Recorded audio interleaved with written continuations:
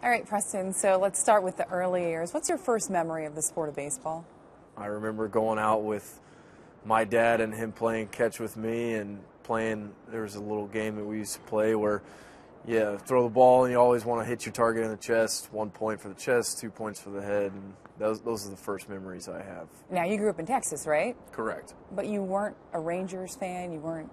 I cheered for the home team, when the Yankees weren't in town. But the first game I ever went to was a Yankees and a Rangers game, and my dad, being a military man and a man of discipline, he told me to go about my business and play the game like the Yankees do, with class and dignity. And the Yankees being the premier organization in all of professional sports, not only baseball, you want to work for something and you want to have a discipline. And my dad worked right up until the day he passed away for 40-odd years. And he was always a hard worker, and he always provided for me and my family. And that's something I took from him, is that to never stop working. You had mentioned the fact that your father had passed. What do you remember about March 7th, 2008? It was a big surprise. I was in New Orleans at Tulane. It was Friday night. I talked to him a couple days before, and he just said, all right, well, give me a holler, either Friday night after the game if you pitch or Saturday morning. And after the game, my coach Suter, Chad Suter, came up to me and said, hey, you need to call your mom. Just called her, and she told me he passed, and said he collapsed after he got home from work. And at that point, I collapsed into a heap, and I was just in utter disbelief.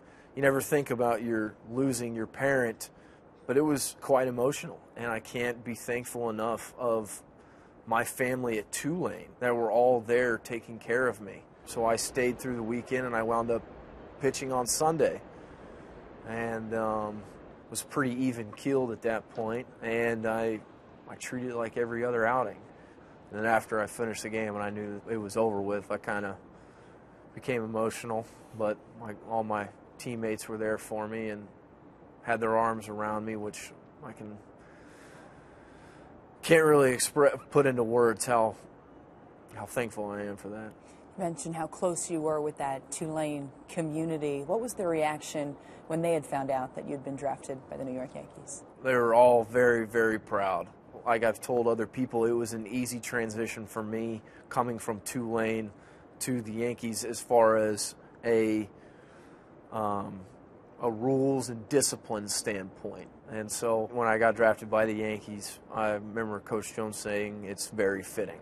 Now, Preston, what was that phone call like when you were called up and you had the opportunity to tell your mom, I am officially a New York Yankee in the big leagues? It was an absolute thrill. Dave Miley, my manager in Scranton, called me in his office, and he had his hand extended out to shake my hand and say, congrats, you're going to New York.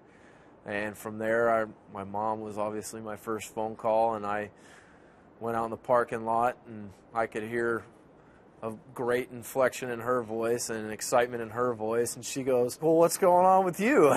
Because I didn't pitch that game, and I just sounded really happy, I guess, for some reason. And I said, Mom, I'm going to New York, and she was just elated for me, completely and utterly ecstatic, as was I, and she shed a few tears. I held them in. Is there ever a point in time where you feel like you need to pinch yourself a little bit and say, I'm up here, I'm sitting in Monument Park right now? Absolutely. I mean, it's overwhelming, and but I feel like the group of guys here, they've become a sort of family to me as well, and they, like I said, we take care of each other, and the community of not only players and coaches and staff members, but the fans, they love the pinstripes, and you want to play to your utmost and best ability, so that they love you too.